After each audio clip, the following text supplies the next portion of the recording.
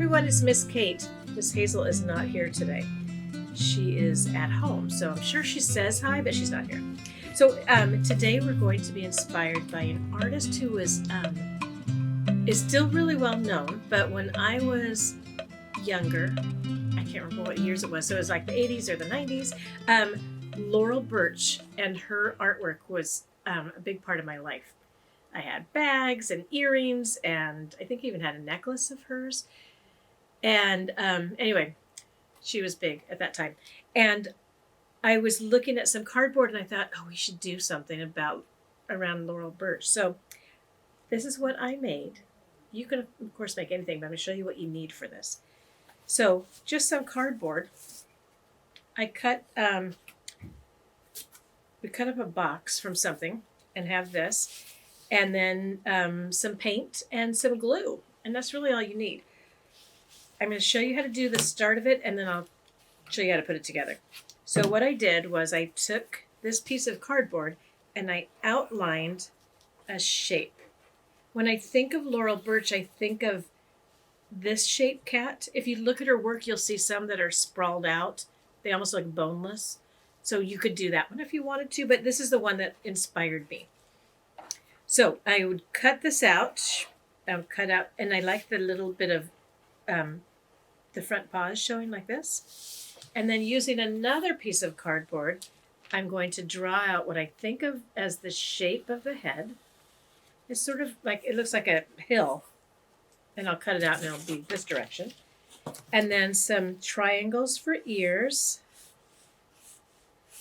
And some sort of a nose. I was choosing sort of a long, kind of like a water drop for a nose.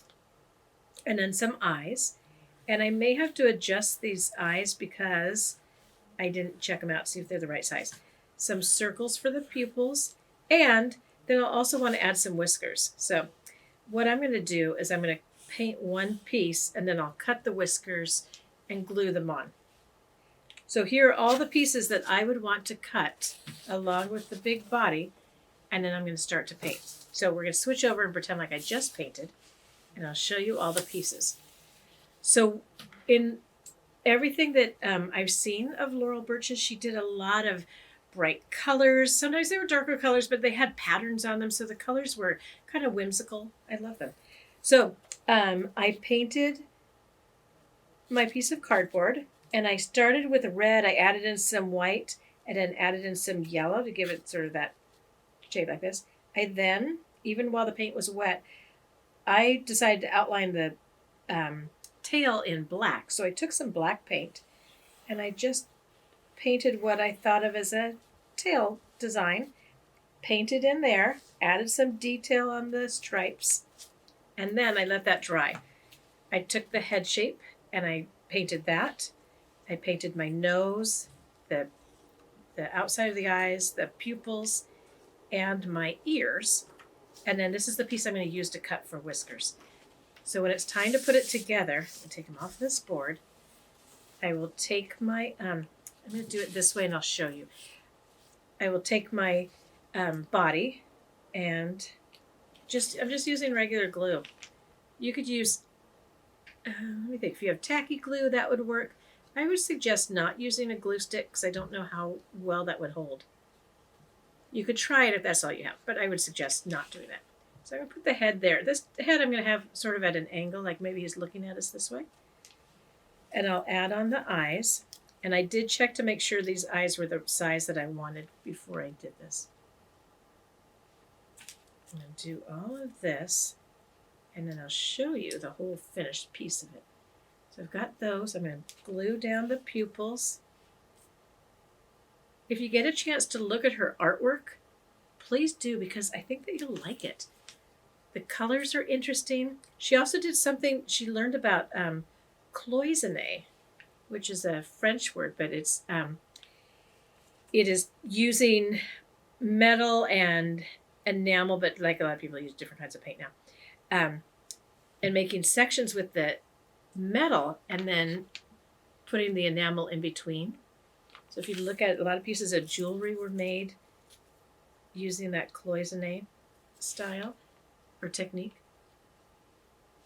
And it's we've sometimes done a version of cloisonne when we're trying to show everyone what it looks like by using some old washers, metal washers for that plumbers would use, and then painting those with nail polish and then making jewelry out of those. Okay, so now I'm cutting my whiskers. I'm going to try and have 3 on each side, so hopefully it's going to work. Because I did not measure this, I just cut a piece. And then I will glue my whiskers on. His nose is kind of long. He kind of looks like, his nose looks a little bit like Squidward from SpongeBob, I think. It's kind of funny. All right, I'm going to do this last piece. I'm going to show you, or the last side, and I'll show you this finished product, and then you can see the whole thing. So remember, if you get a chance, look up Laurel Burch, and Birch is spelled B-U-R-C-H, not like the tree, but that's her last name, Burch.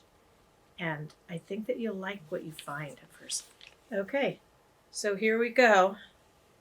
I'm going to make sure these don't slide down because the glue is still wet. But here's one, and here is our other cat. I'm going to go find a place to hang them up or put them up on a shelf. Thank you for joining us today. Remember, if you like this video, you can subscribe to our YouTube channel. If you make one of these, it would be really great if you had them, took a picture of it and sent it on Instagram so that we could see it by hashtagging Alameda Arts Fun. And also just go look at all of our videos. There's lots of things to do if you're looking for something fun. All right, bye everyone. Thanks for visiting. We'll see you next time.